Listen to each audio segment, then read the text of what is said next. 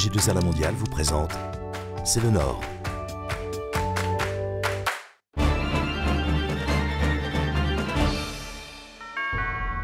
Bonjour, C'est le Nord s'intéresse aujourd'hui à la santé.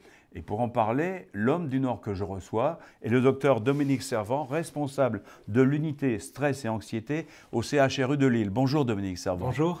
Nous allons regarder ensemble le reportage que nous avons réalisé lors d'un stage de gestion du stress chez Symbiofi à Lille. Reportage. Nous avons développé une tablette numérique qui s'appelle le Symbiocenter. Vous allez retrouver un certain nombre d'outils à destination des patients ou à destination des salariés pour leur permettre de mieux gérer leur stress et de mieux gérer leur réponse émotionnelle. Donc sur cette tablette, vous retrouvez une centaine d'exercices, par exemple, de contrôle respiratoire, des exercices de détente musculaire, des exercices de pleine conscience, des exercices de sophrologie, ce que nos amis anglo-saxons appellent des exercices de self-help thérapie. Ça veut dire s'aider par soi-même, se soigner par soi-même.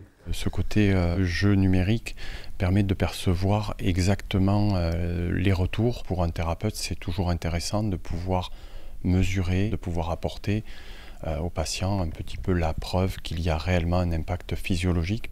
La particularité de Symbiofi, c'est que c'est aujourd'hui le précurseur de cette technologie sur le marché francophone, que nous bénéficions de l'expertise, de la compétence de ce centre hospitalo-universitaire, qui est un des principaux centres en Europe. Docteur Servant, le mot stress fait partie du vocabulaire quotidien de nos jours, mais quelle réalité se cache derrière ce mot un peu fourre-tout ?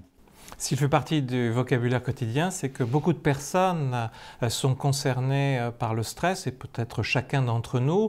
C'est dû à l'accélération du temps, à des exigences multiples de la vie moderne.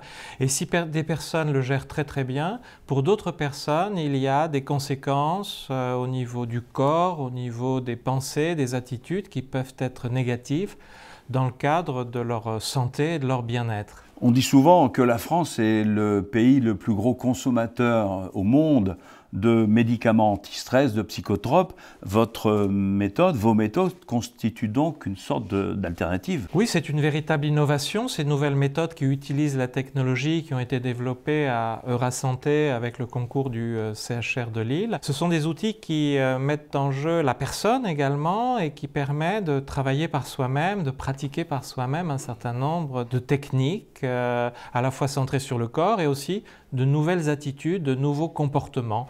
Il y en a un certain nombre et nous les avons présentés dans le cadre d'un site qui s'appelle soignerlestress.fr qui développe ces techniques. Chacun peut donc se soigner par lui-même. Absolument. Eh bien, merci docteur Servant et à bientôt dans C'est le Nord.